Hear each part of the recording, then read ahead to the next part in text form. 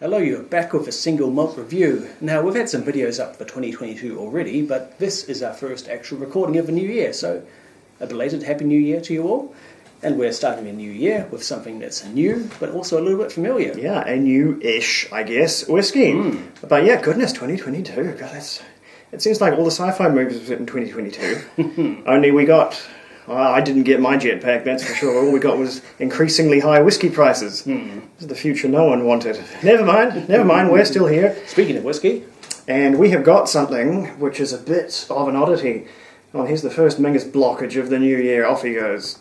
Oh. Alright, good. So, this is rather meaninglessly named Creag Dhu, or Creag Dhu, which is... I believe Gaelic for the black rock or the black crag, which probably means something to somebody, but that's not me. And it is a mystery whiskey. So it's Speyside, yes? It is Speyside, they'll give us that much, and they'll say it is 100% sherry matured. And I suppose they'll tell us the strength as well, which is the slightly daft, if you ask me, 40.2%. I'm sure that 2% is going to really push it over the line for us, but hey, I can't complain about more whiskey, I suppose, even if it is rather marginally more.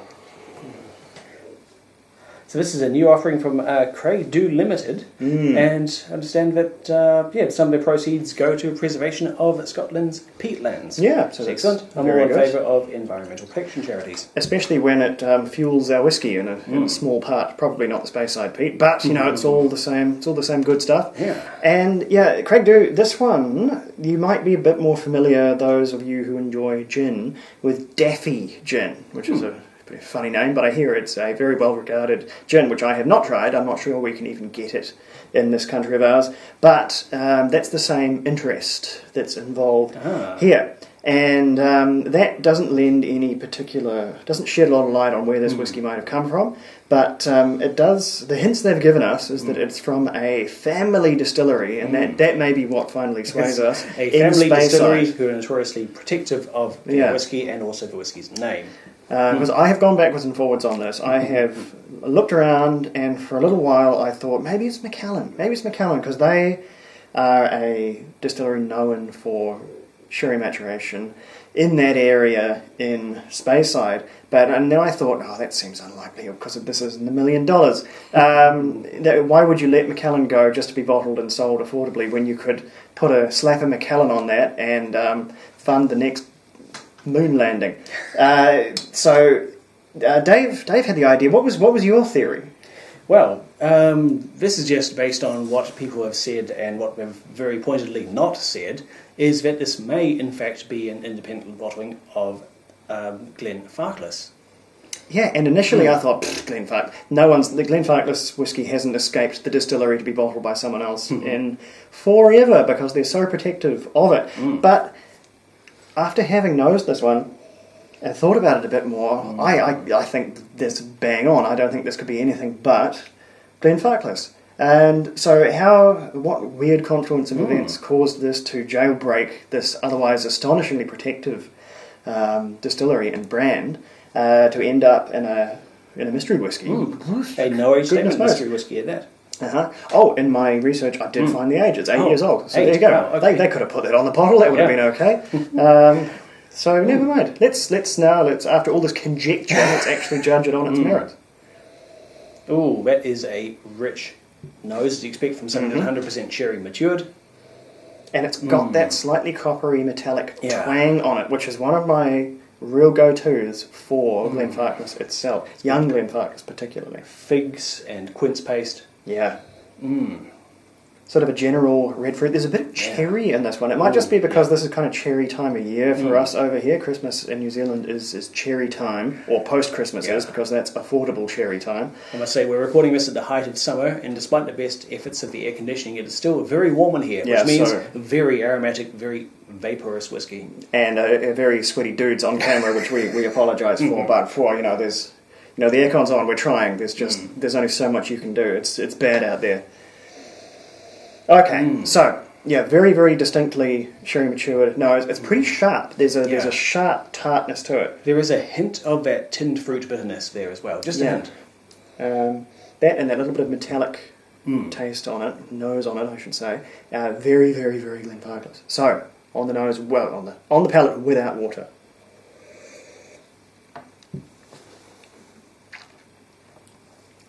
And there it all is again. It really follows through. The nose and the palate really, really kind of line up. It's surprisingly fiery for only what's effectively 40%. Good. It's a black very pepper and keen ginger whiskey. spiciness. Then into some Christmas cake or sultanas. Very, very, very, Plum very pudding. good. It's reminding me, and this is probably to its detriment, those slightly ropey, no age statement Glenfarclasses we tried for the German market. Ah, yes. Which were like far and away the worst Glenfarclasses we've ever tried. Not to say they were awful, just compared to the normal, age statement Glenfarclas that was not destined for Germany. Those ones stuck out as a bit weird, but they were also really pretty youthful, and that's showing up again. And here, there's a real quite a snag, quite a fire to young Glenfarclas, I think. Yeah. This is reminding me a little of, this is a bit of a deep cut here, going back to a whiskey I tried well before we started this show. It was a McGibbon's Provenance bottling of a 13-year-old Ben Rinnes. And it was Christmas cake in a bottle. It was this spicy, fruity plum pudding. And this is really reminding me of that. It's a very similar experience. Crikey, McGibbon's Provenance, that takes you back. When you could get amazing independently bottled whiskies which cost basically nothing. You just open your wallet and throw some loose change on the counter. You could get a bottle of world-class, outstanding whiskey. We were just reminiscing about how long the channel's actually been active, and our first video was none other than Glenfarclas. At Delphi, single cask, 22-year-old Macallan. Imagine when you just go to the shop and buy that. Good grief. We were spoiled. We had no idea how good we had it. And that was only 7 years ago. God, how rapidly things have descended into the Mad Max wasteland. Anyway. This is not my favourite Glenfarclas. This is what I'm coming around to. Assuming it is a Glenfarclas. Yeah, of course assuming it is. for sure. But I'm getting more and more sure the more I taste of it. I'll try a bit of water, see if that brings out the fruit. I think, despite being 8 years old, and we've actually had a very nice 8 years old stated Glenfarclas, although, as I said in that video, I think they've souped that one up pretty hard on the back end with top dressing there. This one, I think, is a bit more out and out 8 years old, and I think what it kind of, where it falls over for me a little bit is I think these quite heavy sherry flavours need just a wee bit more age and a wee bit more body, be that from a higher ABV or more aging, just more weight in the palate from more time in the cask to really be worn properly. I think the sherry stuff is kind of getting a bit of top heavy wobble on it now. It's all very, very obvious, and so for sherry fans, they'll be, the boxes will be ticked. I just wonder if this is kind of, it's a whiskey wearing a coat a few sizes too big for it, maybe, would be my analogy.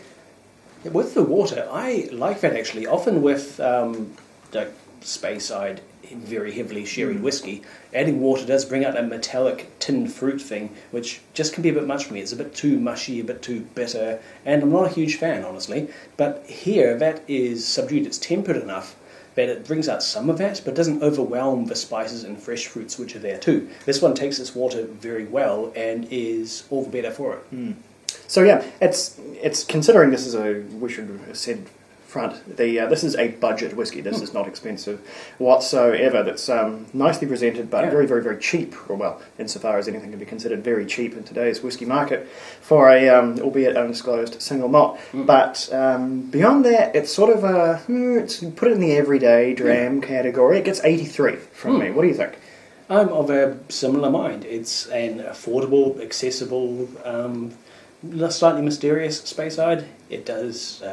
That's a good example of a younger, fully sherry matured whiskey. It does that very well. It's sort of nicely presented, unpretentious, and is easy to get into. 84 points for me. Yeah, I think 2 more years or 6 more ABV, and this one would be, my opinion of this would be, I think, dramatically different. I think there's a body problem going on in here. It's just not... It's a little bit thin, it's a little bit skinny at its current age and its current ABV. But those are both very fixable problems. So maybe we'll see a version 2 of this, a batch 2, where they maybe take another look at those things. Not from my feedback, for sure, but maybe from their own sort of internal telemetry. And this could really evolve into something much better. So I will be watching this one. Although, both of those things I'm suddenly paying an extra $30 for the bottle, but hey, we shall see. We shall see. But anyway, that was hopefully not too a rocky start as we grind back into life, work out the joints, blow off the dust for the new year, and we'll be ripping straight back in to my good stuff. So stick around, Sludger.